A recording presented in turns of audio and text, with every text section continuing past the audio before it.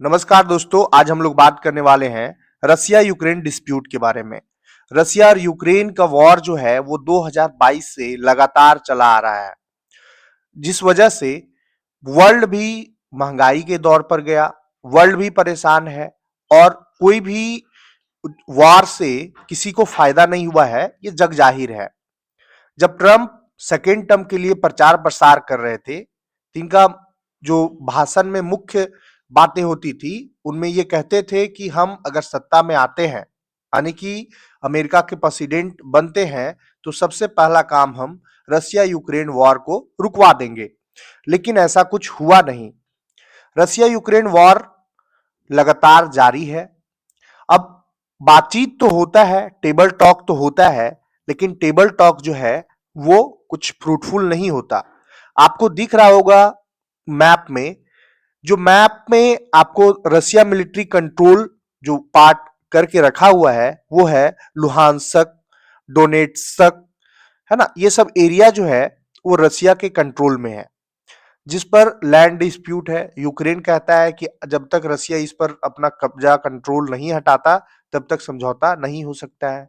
लेकिन ट्रंप के द्वारा एक डेडलाइन दे दिया गया है कि भैया आप दो विद इन 2 से 3 मंथ आप कंप्लीट कीजिए अपना वार का डिस्प्यूट, अपना खत्म कीजिए और वार को रोकिए। ये कहना है अमेरिकी प्रेसिडेंट डोनाल्ड ट्रंप का। खैर, इससे कोई बहुत बड़ा कुछ होने जाने का नहीं है, ऐसा बहुत बार किया गया है। मुख्य बातें क्या है उसको समझिए पहले। अमेरिका ने यूक्रेन और रूस के बीच चल रहे युद्ध को खत्म करने के लिए जून तक की डेडलाइन दी है। यूक्रेन के राष्ट्रपति वोलोदिमीर जेलेंस्की ने शुक्रवार को पत्रकारों से बातचीत में यह जानकारी दी। उन्होंने कहा कि अमेरिका दोनों पक्षों पर दबाव डालकर इस समय सीमा तक समझौता करवाना चाहता है।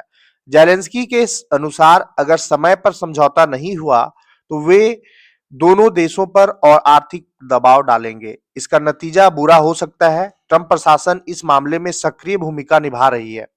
जेलेंस्की ने बताया कि अमेरिका ने अगले दौर की त्रिपक्षीय बातचीत को पहली बार अमेरिका में आयोजित करने का सुझाव दिया है।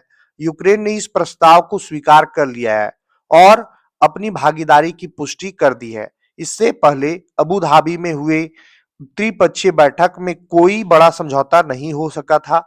दोनों पक्ष अपनी अपनी मांगों पर अड़े रहे और रूस लगातार मांग कर रहा है कि यूक्रेन डोनबास क्षेत्र में अपनी सेना हटा ले, जबकि यूक्रेन इस शर्त को मानने से इनकार कर रहा है। अब इस तरह से दोनों के बीच में लैंड डिस्प्यूट है। रसिया और यूक्रेन वार का वजह भी बन रहा है। स्टार्टिंग में जब 2022 में वार स्टार्ट हुआ था, उस समय वजह कुछ और था।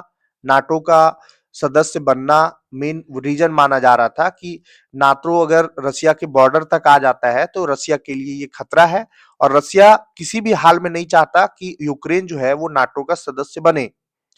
लेकिन अब जो है जेलेंस्की ने कहा कि डोनबास के मुद्दे पर सवाल अब भी जस के तस है।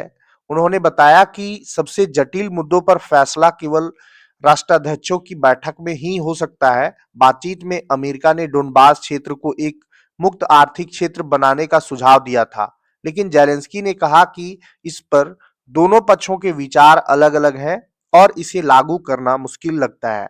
बातचीत में युद्ध विराम की निगरानी कैसे की जाए, इस पर भी चर्चा हुई। अमेरिका ने इस प्रक्रिया में अपनी भूमिका निभाने की इच्छा दोबारा जताई।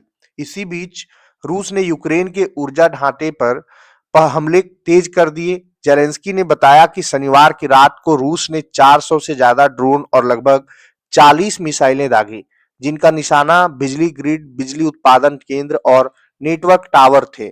इस तरह से दोनों के बीच में वॉर जो है वो जारी है।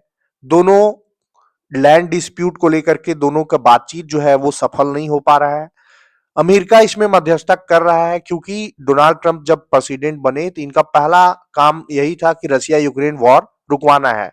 बहुत दिन बीत चुके हैं लेकिन दोनों का कोई समझौता नहीं हो पा रहा है और वो मेन वजह है लैंड। अब देखिए, फिर से एक डेडलाइन दिया गया है अमेरिका के द्वारा कि जून तक आप कंप्लीट कीजिए, जितना भी मसला है उसको हल कीजिए और वार को खत्म कीजिए। आगे क्या होता है इस पर आपका क्या कमेंट है, आपका क्या राय है, आप जरूर बताएं। अगर चैनल पे नए हैं तो चैनल को सब्सक्राइब कर लीजिए। वीडियो अच्छा लगे तो वीडियो को लाइक और शेयर करना ना भूलें। शेयर कीजिए जिससे और जरूरतमंदों तक पहुंच सके। नॉलेज का चीज है, जितना शेयर कीजिएगा बढ़ेगा ही। धन्यवाद।